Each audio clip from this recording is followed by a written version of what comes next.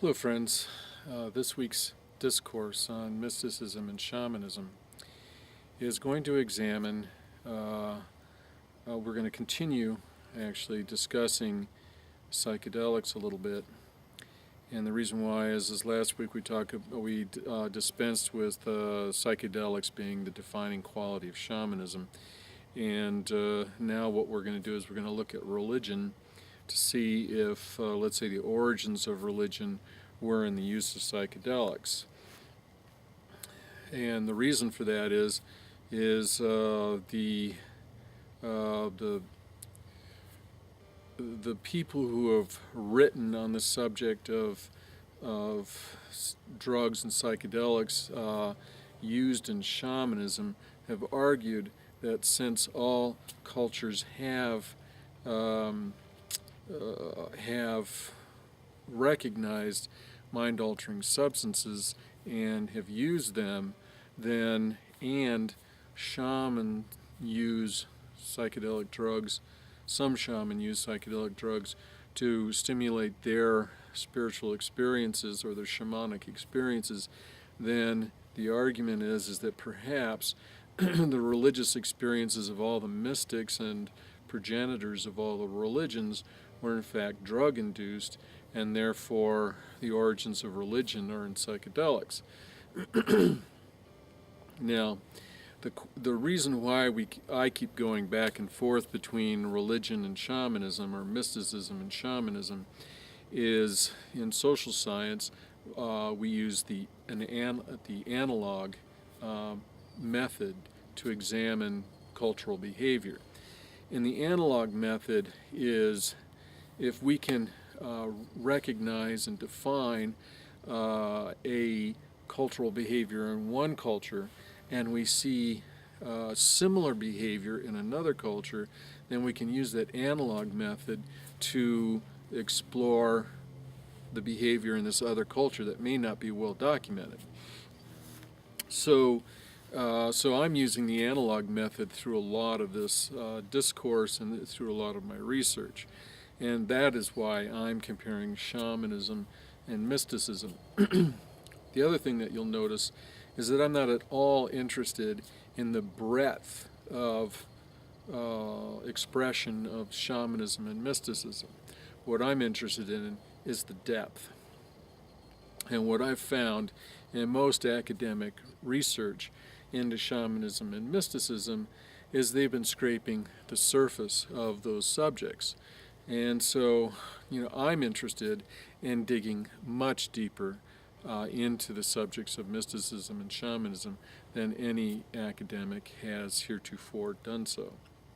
So now we're going to explore our analog for the consumption of drugs to produce or stimulate a spiritual experience, and specifically we're going to investigate the question of whether drugs or psychedelic drugs and psychedelic stimulated experience is in fact the origin of the religious experience or the origin of religion.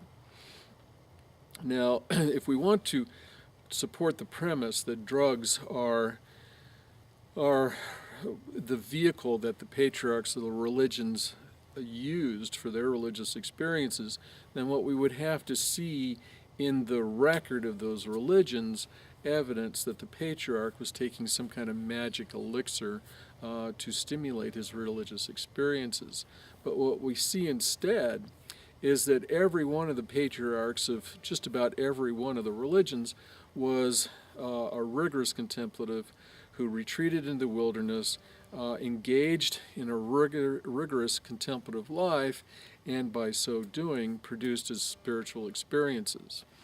And we can look at, let's say, the Abrahamic religions, and the patriarchs there that we're going to pay attention to are Moses, John the Baptist, Jesus, and Muhammad.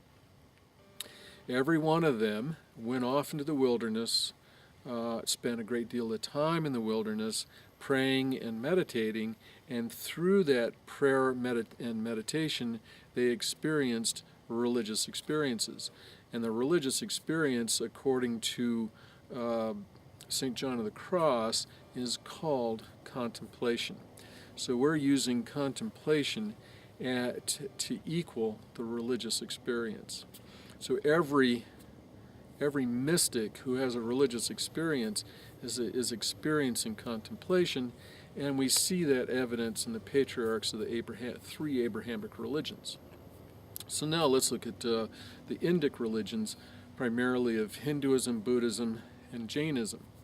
And what we find, for the most part, in their record is, again, most of their patriarchs were like the Buddha, in that they went into the wilderness, renounced all their attachments to the world, went into the wilderness and engaged in meditation and experienced religious experiences. And we don't see any evidence of them taking magic elixirs. And if we look at the Chinese religions, we see the same thing in Taoism, Shintoism, and Confucianism. What we see in most cases is these peoples like Lao Tzu going into the wilderness and engaging in meditation and gaining their insights into the nature of reality, which I would argue would support the premise that they were contemplatives who are having religious experiences. So, yes, I will agree that there's plenty of evidence in the literature of Asia and Europe and oral traditions of Africa and the Americas, and there's plenty of evidence in the archaeological record that mind-altering drugs were most definitely used by various cultures. However, what we don't see is the link between those psychedelic experiences and the origins of the various religions.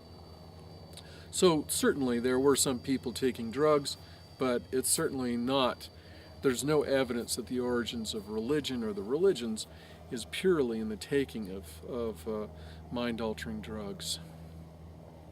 Thank you, friends. Have a great week.